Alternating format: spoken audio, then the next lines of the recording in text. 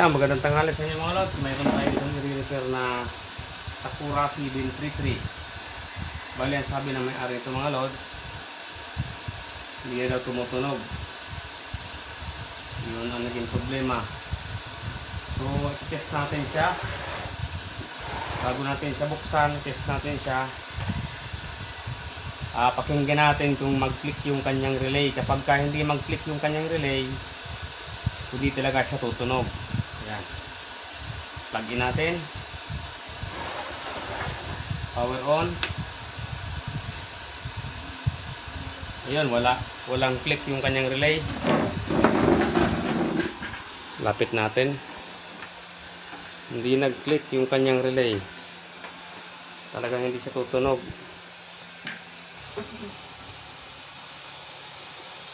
Ayan, i-power on natin ulit. I-off ko muna. Dapat meron siyang tunog ng relay. Ayan, on. Wala. Hindi nag-click yung kanyang relay. Yan, naka-power na yan, oh.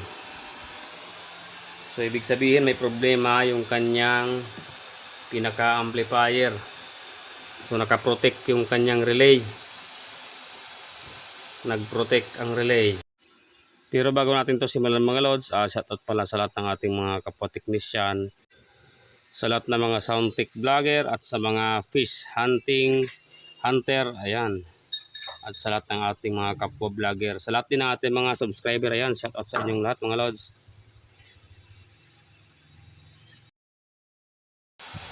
So buksan na natin para malaman natin kung ano ang naging problema.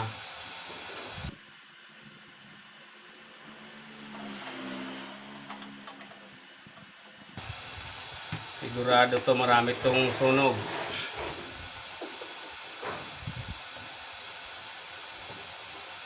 Kung hindi, may kinalawang. Yan, tingnan natin.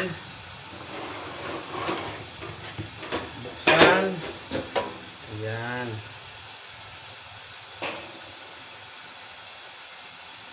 Ayan natin dito.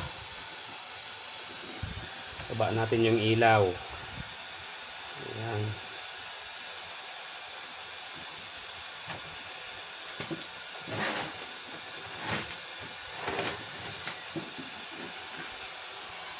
Ayan siya. Liko natin yung camera.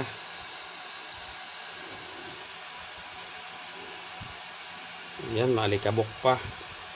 So tanggalin muna natin itong ating cellphone dito sa...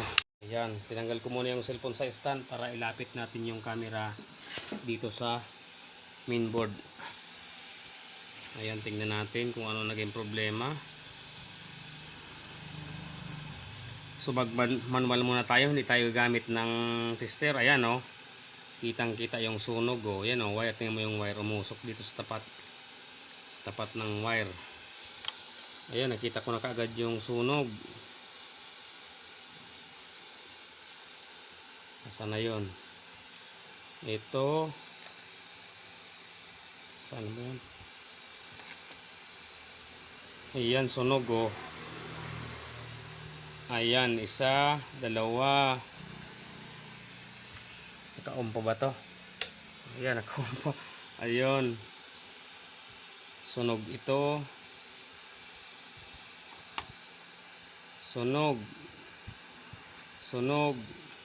Ito pa. Saan ba yan? Ayan, sunog din. So, kung pansinin natin, nasa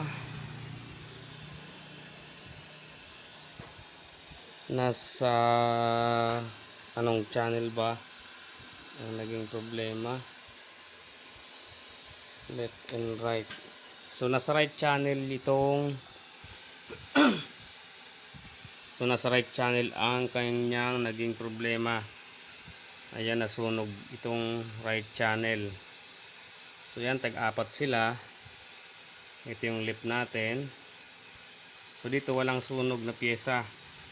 So, malamang okay pa ang kanyang lip channel. Itong right ang nagka-problema.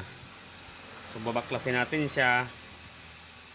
Tapos, i-check natin itong pinaka output kung walang shortage.